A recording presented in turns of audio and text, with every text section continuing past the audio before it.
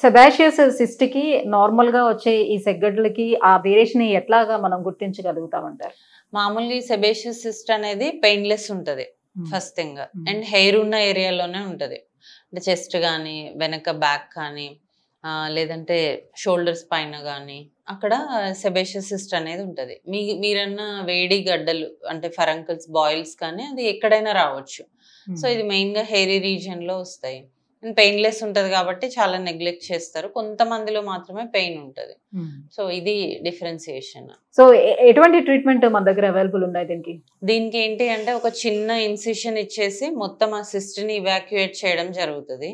కొన్ని మన దగ్గర బయాప్సీస్ అట్లా కూడా ఉంటాయి. అది చేసినా కూడా సిస్ట్ మొత్తం ఇవాక్యుయేట్ చేయొచ్చు. పర్సన్ టు పర్సన్ మనం డిఫరెంట్‌గా ట్రీట్ చేయడం జరుగుతది. స్కారింగ్ అనేది ఉండకుండా ఎలా మైల్డ్ అంటే చిన్న మచ్చలాగే ఉంటది. మనం మొత్తం తీసేసిన తర్వాత. అలా ఉండేలాగే చేస్తాము. అంటే మానిపోయిన తర్వాత కూడా మచ్చ అలానే ఉంటుందా? చాలా వెరీ మైన్యూట్. ఉండదసలు. ఉన్నా కూడా వెరీ మైన్యూట్ ఉంటుంది.